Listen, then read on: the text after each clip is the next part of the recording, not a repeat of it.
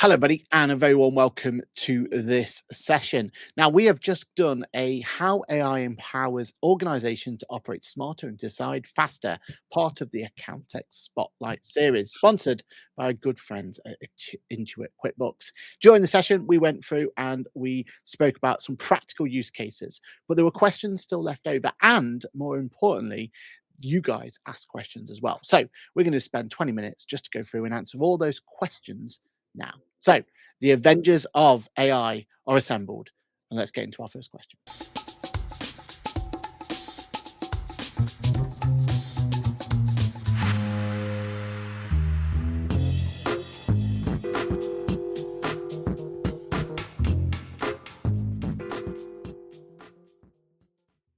Pick one process you've changed with AI. Walk us through the before and after. Roz, over to you. Email. Terrible at email, terrible at getting back, make my team get back to people, but my inbox can sometimes be atrocious. So I'm probably a month in with using Fixer AI, and I love it because it isn't just doing my inbox, it also listens in to my meetings. So it connects to my calendar, listens in on my meetings, have a meeting with someone, it will summarize a response based on the meeting. So based on the meeting that I had with Aaron, here's the 3 points of action, but that's just one thing that it does. It keeps a transcript of the meeting, so it deals with meetings. But in my inbox, it numbers my inbox 1 to 8, I think, and it will auto draft responses. It checks emails and it knows that are just notifications. It auto drafts responses and sits in so I just look in my draft and I can see here are the 5 emails that actually require a response to, and I can choose to have them sat in my inbox. So I absolutely love it. I would like to pair that with, in QuickBooks, I've connected my inbox with the customer hub, which I just thought, what's all this about? But I turned it on and it picks up my leads. So it actually sat in there. One person I'd actually already sent a quote, and someone else was asking me about something, and it puts my leads in the customer hub. So those two things together have been people think I'm so efficient. So not true, but they think I'm so efficient because I can get back to you in an email within an hour. It's amazing. Because I've not used Copilot for this, but I'm guessing that that's what Copilot, because Copilot is Microsoft, and I don't know if you use Outlook for your emails, but yeah. So would Copilot not do that better, or? We've got a Copilot expert. Over to you, Amy. Well, Amy, I stopped using Teams. I know I stopped using Teams for recording because I felt like Fireflies did better, but now Fixer might do better than that. But we won't go into shiny new territory yet. I found Fireflies was better than Teams, but I could see how, so Teams does record, pull out the transcripts, gives you a summary. You could use Copilot then to draft an email, but I don't think it's automatic process like Fixer does. I think you would have to do it yourself for now. For me, using a note taker in my audit has been amazing. So I have to have governance conversations, meetings with the directors to ask certain questions, inquire about certain things. So having that recorded and pulling out the summary, pulling out any action points, and actually using evidence for my audit file has been great. Also, I have recorded actual live audit testing where we're doing a remote audit and the client has shared screen. Obviously, we've obtained approval, and the AI within Fireflies, one I'm using, has been able to pull out information, draft systems notes for me. So it actually really helps me be more efficient on the audit side of documenting the evidence, but it still obviously needs a human input to ensure it is achieving the objectives that I need. So the note taker, and that step further, the AI then in the note taker being able to analyze the information that it sees on the screen, and that is the spoken word, has been game changing. I'm on a very sort of early on the path of using them to directly interact with everything I do on a day-to-day basis. So I haven't yet connected them to emails, things like that. So I haven't quite got that trust there yet. So mine is a slightly more manual process, in the sense that I will not use it to manage the emails, but use it to help me respond to them. So it's anything longer than just a short email or a very, very basic factual bullet point type email, I will stick into typically ChatGPT to enable it to write a better response, a better phrase response, and so on. As I say, I'm early on that path of using it to fully manage it. But what Amy and Roz are saying, it's got me thinking of something I need to push ahead much more quickly on, because it sounds transformative. 100%. It certainly is. For me, it was the chat, or what we call it, the GPT. So in ChatGPT, you get to create your own agent, basically, and you get to feed it and explain it how you want it to deal with it. So I've got a compliance review assistant, I call it. And the idea is that think about when you do a review, that initial review, right?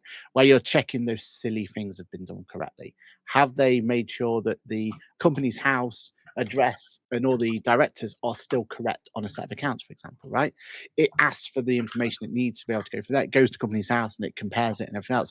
And it just does that initial review for you. It gives you a bit of a confidence on how clean this is at this point. And then you're going to know how much you're going to have to go into, in depth wise in this. If it comes back and, the team member hasn't even changed their registered office, that's kind of a really good indication that this might have been rushed through a little bit, right? This might not have had that care and attention it needed. So it gives you a really good indication. It also looks at things like, is your depreciation that you've charged within the fixed asset note, is that the same as what's in the P&L? I've asked it to look at things like that for me, really simple stuff that we would be doing anyway as part of our review process, but letting this kind of just give you that initial reaction, go through it, give you a checklist and give you, a yes or no if that's correct, completely change the game for me. And it means for me that I can take on more reviews, I can get them out more efficiently.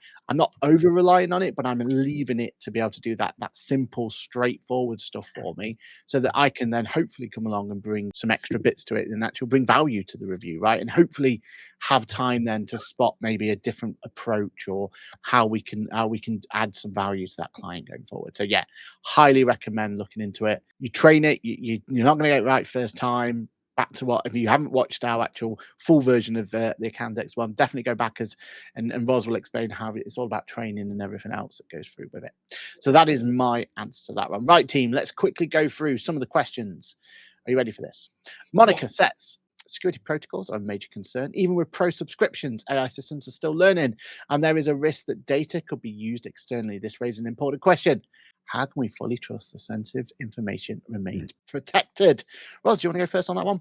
Almost in every bit of AI, you have the option, if you go into the settings, to ask it not to train the model on your data. That's key. Yeah. Beyond the professional level.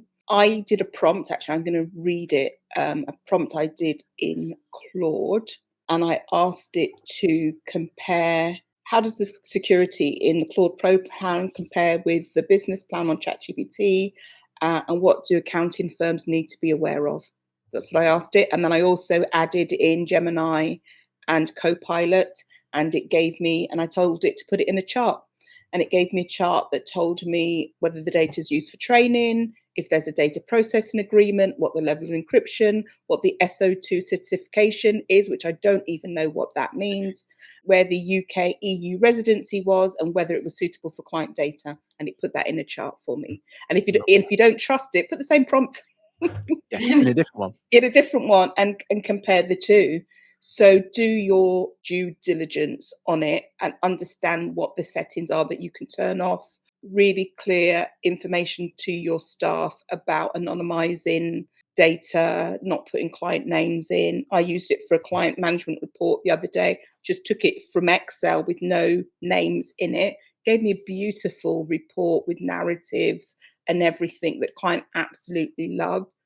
I still sense checked it. I still changed some wording on it. So it's added value. Added value, absolutely. I know the client. It doesn't know my client. So you actually have to do those things, but you can't be lazy about it. You have to do your due diligence, go into the settings and make sure it's right for you.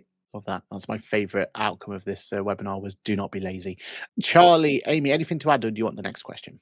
Let's move. Should we move on or not? You got something going. Well, I was just going to say I've moved from ChatGPT to Copilot for the ability for it to go into my Microsoft ecosystem, but it's under multi-factor. It's under I've got IT guys who know a lot more than me, and I checked with them. I have to have the paid version of Copilot, and within the Microsoft ecosystem, it has access to everything anyway. Your Outlook has all your client information. So they've got the security nailed with multi-factor and all the other things that Microsoft have. Like Ross says, if you're using something or going to try something that's not as well known, then definitely check out the security levels before you start using it. And within Copilot, I think you can, correct me if I'm wrong, Amy, but you can set it so that what you don't need to anonymize it because it's got access to your email, so you can't anonymize that. But you set it so that it isn't showing that out. All of that data remains within your enclosed system. You have the options. You've got work and web. Yeah. So where I want it to go and look at client things, it's in work. And then web, I would use it like normal ChatGPT. So you've got that toggle when you're on the paid version. So the results might not be as good as if you were using ChatGPT because Copilot is a little bit behind still, I believe. But I'm more comfortable with its security because it's the whole Microsoft ecosystem using the same security levels. But Microsoft, I think, are big investors in ChatGPT, aren't they? Well, they were. They've kind of turned the tide a little bit now, but that's interesting times ahead, I think, going forward. But you're right. Copilot it still is to this point, and currently is basically using ChatGPT as the engine behind it. Yeah, I'm going to pass this question to you, Charlie, not because I think you're an expert in it, but I think just to give you a chance to give your first opinion. Vicky says, do you consider the environmental impact of AI, especially as Amy says, if you're using it just like Google or to replace That's a very good question. That is a very good question because I mean, nobody's going to hold me up. Zach Polanski is not going to hold me up as one of the great, green advocates. But yes, I am aware of it. Do I think about it every time I plug a question in ChatGPT? No, I don't. I mean, I think of it. I guess I think about it on a much bigger basis, and this against the politics behind it. But it's really more, I think, about governments and the companies that own these now absolutely enormous companies. I mean, there'll be a few trillionaire companies amongst the AI fraternity within the next couple of years. It's up to them to sort out, where they put their data centers. Whether you stick them in freezing cold environments because they pump out so much heat and use the natural coal to instead of electricity to cool them down, and whether you then use the heat they generate to provide heat and power. In terms of actually as I use it, no, I don't think about it to that level beyond an overall awareness as a decent human being, hopefully a decent human being, that we need to be vaguely aware of it at the very least. Great reply. Roz, Amy, anything to add? I'm aware of it. There are accountants that are friends of mine that express when they first came out with the pictures, the first AI pictures, and I think there are a few posts on LinkedIn going, are you aware of how much data you're using here to generate this picture? And up until that point, I didn't really think about it. When it comes to Google, when I go on Google, it always comes up with the AI prompt now anyway. So we can't avoid the AI in that respect.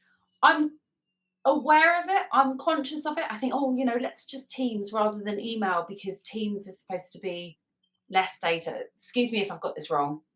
I'm not an expert in it. I am aware of it, but it's like everything environmental. It's really hard to know what is the right thing to do. You've got to go with how you feel and how comfortable you are with it. And if there are accountants out there that don't want to use AI as a result, that's fine. You've just got to balance up. Are you going to be at a disadvantage to that versus the environmental side of things? I'm not saying what's right or what's wrong.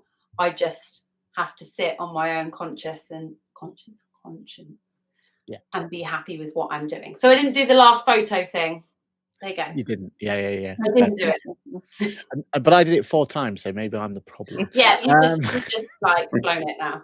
for me, and I know this is not 100% right, and I know everything, and we've got to do our own due diligence and everything else. But when I look at the example where I could have spent 2 hours to look to my client's complaint, right, and I could have used resources and everything else to get to that same response, whereas I could have let the AI do it.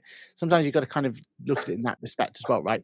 What resources are you saving to get to that answer quicker compared to what it's going to do? And I don't know the answer, but I also know that it's really easy for you to jump on the bandwagon as well, clearly using this resource to be able to create this solution, where you're not always thinking about the the other side of it as well. And I think far more clever people than me are going to be able to make an actual decision of which is right and which is wrong and what the impact is and everything else. But I think we're quick to jump on the bandwagon without looking at the whole answer. Ros, anything you want to add before I throw you the next question? No, nothing new. I think I'm on Charlie's side of is that you have to sometimes lean on governments and that sort of thing to be doing their, putting the reasonable amount of pressure from an environmental point of view on those companies to be doing the right thing. Simon says, where do you see AI will affect tax advisors in sense of providing tax advice? Large language modules will only get better at providing accurate tax advice. So where does that leave tax advisors in the future? Ros, over to you. I don't do tax. It's one Amy, thing over to you. It's prompting me towards a manual. Yeah. The manuals have always been there. They've always been public. People can go and read them. But that's not every scenario is going to fit that rule. So you still need that human interaction. I'm not as worried. I mean, I get clients messaging me now saying, I've already put this in ChatGPT and this is the answer that they've given me. Yeah. Is this right? Yeah. It's not Dave down the pub anymore, is it? No, there's no Dave. It's ChatGPT or Copilot. So they're doing it. They're using it. At some point, someone might go, I'll do my own tax return then because I'll get it to do it. Fine. You've always been able to do your own tax return before. I don't think it's necessarily threatening as much as a human could do it themselves anyway. The interpretation, that's where we're here for, and getting the right answer and the right interpretation. And that I don't feel that that's going to change. Love that. And Charlie, to you, it's both a follow-on question, but it was aimed at you. It says, Charlie makes a great point about hallucinations. He always makes a great point. And Mum's called James, is she? And seeing AI... Not with us any longer, so I don't know how she did it, but yeah. Seeing AI as a tool, not a replacement. I found that the confluence of AI and human in-the-loop verification is a powerful combination. Prompt tax has been developed with this principle in mind. More of a statement than anything else, but following on from what we've just talked about, like, how do you feel like AI is going to replace us as tax advisors going forward? Well, it's the loom or the spinning jenny, isn't it? Have I got the right term as spinning jenny from history lessons at school? Was that the right one? Yeah. If you put your head in the sand, if you are not testing AI, playing with it, learning from it, learning how to use it, learning how it is a very powerful tool to help you in your business, then you will be left behind. And in 2 years' time, 3 years' time and more, you will suddenly discover that you are at a massive disadvantage because you simply won't know how to deal with the clients who come at you and say, I've checked all this on ChatGPT and it's told me X, Y, Z. Because you'll then spend 2 days researching something that they did in 5 minutes, and you'll come back with the barest of nuance different to what they said. You've got to be aware of all of this and know how to use it. And at times you'll just go back to and go, yeah, that's all correct, but we can talk about it, or go ahead. Or you use it to pivot, and you use that as a means of jumping into further advice that your years of experience can help you with. And it's exactly the same as when they invented the spinning jenny, whatever it was that spinning jenny did. It was something to do with weaving or something. People learnt new tools. They didn't rush off and suddenly become whatever it was that, I think Jeremy Hunt again, or whichever MP it was that was suggesting that people stop doing one task and retrain as a completely different thing. No, you don't have to retrain as something other than an accountant or a bookkeeper or a tax advisor or whatever. But you will learn how this hugely powerful tool is going to transform the work that we do and the way that we give the advice that we give.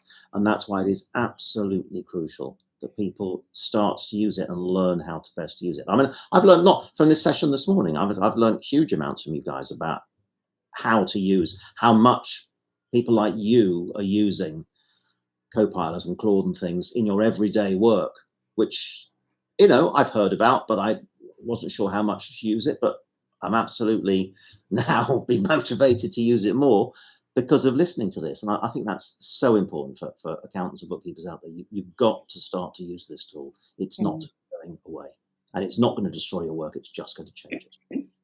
Love that. Final question to you, Roz, because I think this is basically a Roz question. In fact, did you write this? Maria says, you're suggesting to use rules and auto entry in QuickBooks.